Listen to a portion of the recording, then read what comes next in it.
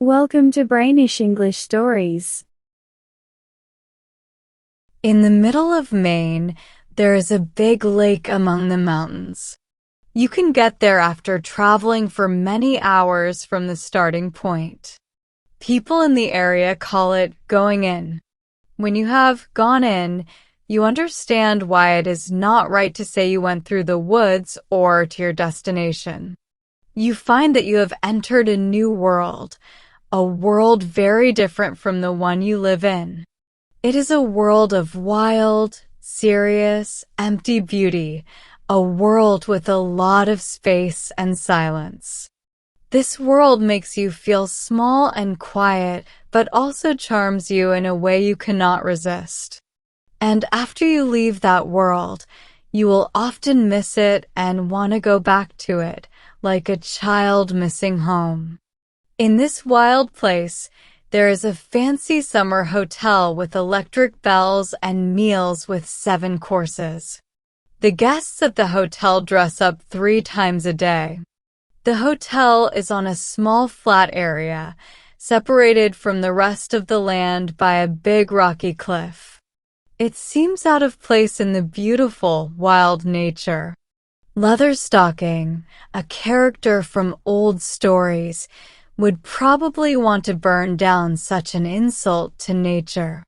But it is a good hotel, and people go there to enjoy the fresh air of the great woods. On the beach near this hotel, where the canoes were lined up, there stood a young man with curly hair one summer morning. He was not very young, and his cheeks were red as he looked at his own canoe, which was on the beach, filled with fishing rods, a landing net, and a lunch basket.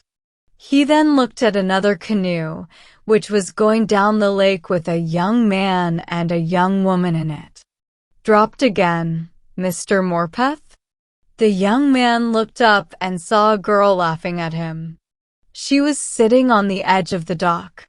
She looked like she was between being a child and a woman. Her face and body were like a grown woman's, but her clothes made her look like a girl. You would think she was a girl because she was doing something a young lady should not do, but was okay for a tomboy. She had taken off her canvas shoe and was shaking small stones out of it. There was a small hole in her black stocking, showing a bit of her pink toe. The girl was sunburnt, but her toe was nicely pink. Your sister, said the young man seriously, was supposed to go fishing with me, but she remembered at the last moment that she had another plan with Mr. Brown. She didn't, said the girl. I heard them make the plan last evening after you went upstairs. The young man forgot himself. She's the most heartless flirt in the world, he cried and clenched his hands. She is that, said the girl on the dock, and more. And yet, you still want her, right? I'm afraid I do, said the young man sadly. Well, said the girl, putting her shoe on again and tying it, I'll tell you what, Mr. Morpeth. You have been following Pauline for a year, and you are the only one of the men she keeps around who has not ignored me. Now, if you want, I can help you. What? A help. You are wasting your time. Pauline does not care about love. It is like a common thing to her for 5 years now. There is only one way to get her attention. 2 men tried it, and they almost succeeded, but they were not brave enough to finish. I think you are brave, and I will tell you how. You need to make her jealous. Make her jealous of me? No, said the girl with a lot of scorn.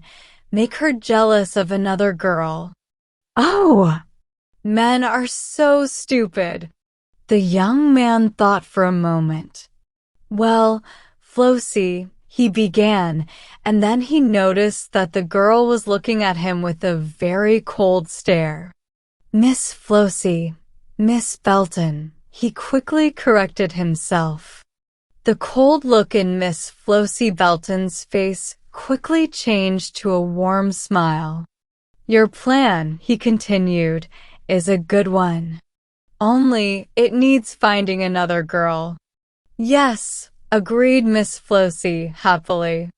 Well, said the young man, don't you think if I suddenly started liking one of the other young ladies I have ignored before, it would look fake? Yes, said Miss Flossie quickly and honestly, especially because none of them are good enough to flirt with. Well, then, where do I find the girl? Miss Flossie untied and retied her shoe. Then she said, calmly, what about she paused for a second, me? With you. Mr. Morpeth was surprised and forgot his manners. Yes. Mr. Morpeth just stared. Maybe, said Miss Flossie, I'm not pretty enough? You're pretty enough, replied Mr. Morpeth, calming down, for anything, and he put strong feeling into the last word as he looked at her closely for the first time. But aren't you a bit young? How old do you think I am? Asked Flossie. I know. Your sister told me. You're 16. 16, repeated Miss Flossie with a lot of scorn. Yes, and I'm the kind of 16 that stays 16 until your older sister is married. I was 18 years old last December 3rd, unless they started lying to me before I was old enough to know the difference. It would be just like Mama to play a trick on me like that, she said, thinking. 18 years old, said the young man. Wow! Do not think he was a rude young man. He was just surprised, and he had more surprises ahead. He thought for a moment. Well, he said, what's your plan? I am to notice you. Yes, said Miss Flossie calmly, and to flirt with me for fun. And may I ask what you will do when I notice you? Sure, replied Flossie.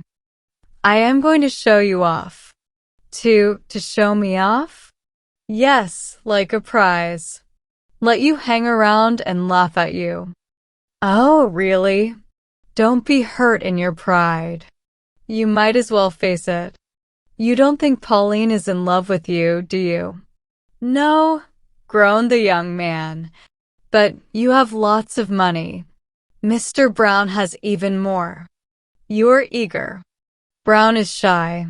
That's why Brown is in the boat and you are here on the shore, talking to little sister. Now if little sister likes you, she's just taking big sister's leftovers. It's all in the family, and there's no jealousy, and Pauline can focus on Brown. There, don't look so sad. You men are so childish. Now, after you've asked me to marry you. Oh, I'm to ask you to marry me? Yes. Don't be scared. I won't accept you. But then you are to go around sad and hang around even more. Then big sister will see she can't take that from little sister, and then that's your chance. Oh, that's my chance, is it? Said Mr. Morpeth. He seemed to keep repeating things. There's your only chance, said Miss Flossie firmly. Mr. Morpeth thought.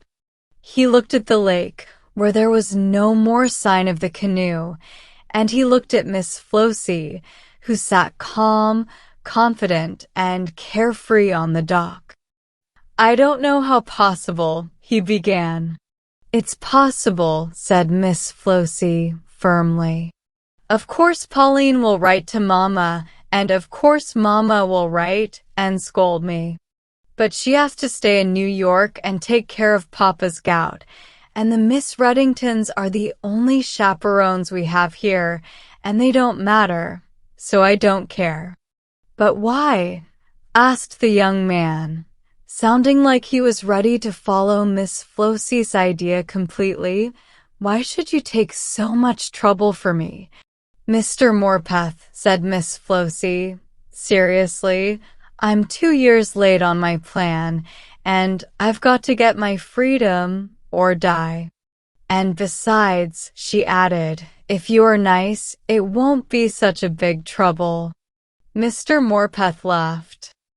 "I'll try to make it as little boring as possible," he said, holding out his hand. The girl did not take it.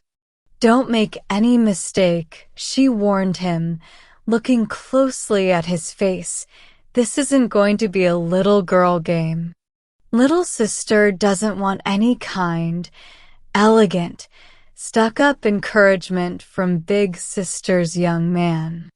It's got to be a real flirt, lots of attention, and 10 times as much as Pauline could ever get from you. And you've got to try very, very hard." The young man smiled. "I'll try hard," he said, "but are you sure you can try hard too?" "Well, I think so," replied Miss Flossie. "Pauline will make a big fuss, but if she goes too far, I'll tell my age and hers too." Mr. Morpeth looked at Miss Flossie's calm face. Then he held out his hand again. "It's a deal, as far as I'm concerned," he said. This time a soft and small hand shook his with a firm, friendly, honest grip. "And I'll say no when you ask me to marry you," said Miss Flossie.